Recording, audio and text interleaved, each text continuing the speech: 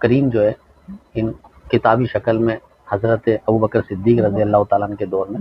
اس کو کتابی شکل میں مرتب کیا ہے، کیونکہ جنگ یمامہ میں اور دیگر اور جنگوں میں بڑے بڑے صحابہ شہید ہوئے، اور جب مسلمہ کذاب سے جنگ ہو رہی تھی تو 1200 صحابہ ختم نبوت کے لیے شہید ہوئے، جس میں 700 صحابہ جو ہے وہ صرف حفاظ اور قراء کی جماعت تھی۔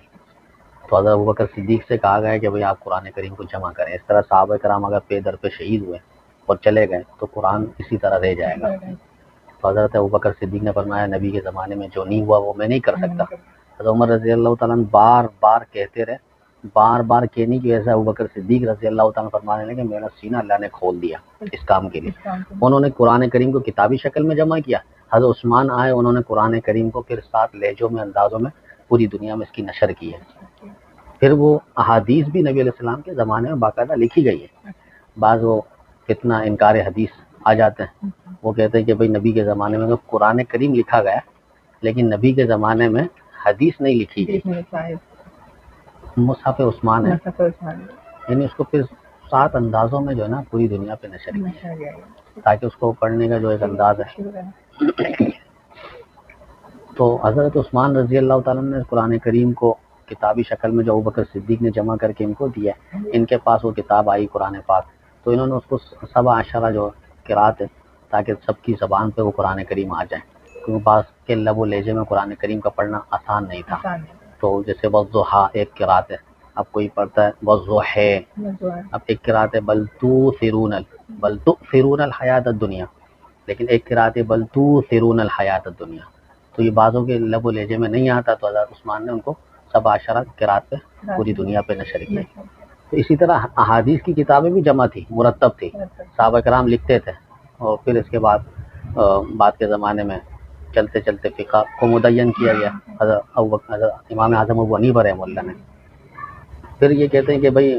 امام اعظم ابو حنیفہ نے فقہ جو مرتب کے انکار فقہ اور اجتہاد والے جو ہیں وہ اس پر بات کرتے ہیں کہ امام اعظم ابو حنیفہ رحمہ اللہ نے فقہ اپنی طرف سے انہوں نے اجتہاد کیا ہے، تو انہوں نے یہاں تک کہا تھا کہ میرا قرآن حدیث کے علاوہ اگر میری فقہ ہو تو اس کو دیوار پہ دے مارنا۔ یہاں تک کیا آتا ہے کہ اگر کوئی ضعیف حدیث بھی آتی نا تو حضرت اپنے رائے چھوڑتے تو ضعیف حدیث بھی لے لیتے ہیں۔ صحیح حدیث، کیونکہ فقہ حنفی جو ہے وہ 4 اصولوں پر مرتب ہے، 4 اصولوں پر، 4 ادلہ ہیں، کتاب اللہ، سنت رسول اللہ، اور اس کے بعد اجتہاد، پھر قیاس۔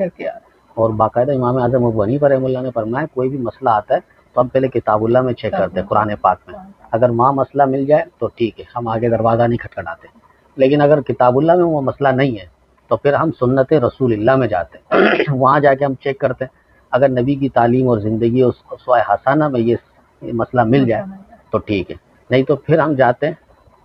اجتہاد میں۔ اور امت کا اجتہاد سے مطلب سب سے پہلے جو امت تھی وہ حضرات صحابہ کرام، قرآن کریم بھی کہتا ہے کنتم خیر امت اخرجت للناس، سب سے بہترین امت اور سب سے پہلی امت جو ہے وہ حضرات صحابہ کرام رضوان اللہ تعالیٰ علیہم اجمعین ہے۔ کہتے ان کا اگر ایک مسئلے پہ اجتہاد ہے تو پھر ہم اس مسئلے کو لے لیتے اسی انداز میں، پھر آگے ہم قیاس کی طرف نہیں جاتے ہیں، اور اگر وہاں اجتہاد میں بھی ہمیں نہیں ملتا، علماء امت کا بھی اجتہاد نہیں ہوتا، تو پھر ہم مجبور قیاس کی طرف جاتے ہیں، اور وہ بھی قیاس سے شرعیہ ہے، قیاس مال فارغ نہیں ہے۔ اس میں بھی حضرت کی اپنی الگ رائے نہیں ہوتی، تو اس میں باقاعدہ حضرت نے بہت سے علماء کو بٹھایا ہوا تھا جو مسئلے کو دیکھتے تھے اور اس پر نظر رکھتے تھے۔ وہ قیاس میں بھی وہ کہتے تھے بھئی قیاس خالی عقل دوڑانا نہیں ہے، اب قیاس کے دوران اگر ہمارے پاس کوئی سندن ضعیف روایت حدیث بھی لے کر آ جائے تو میں اپنے قیاس کو چھوڑ دوں۔ اور قیاس یہ ہوتا ہے کہ جیسے کوئی علت کو تلاش کرتے ہیں، جیسے بتلایا تھا کہ شراب حرام ہے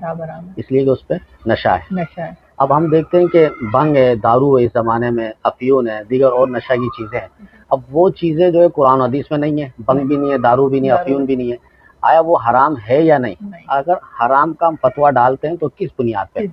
تو ہم وہ بنیادی وجہ اور علت تلاش کرتے ہیں، تو ہمیں شراب کے اندر نشہ چیز پائی گئی جو وجہ ہے شراب حرام ہونے کی، تو وہی وجہ ہم دیکھتے ہیں دارو کے اندر، بھنگ کے اندر، افیون کے اندر ہے۔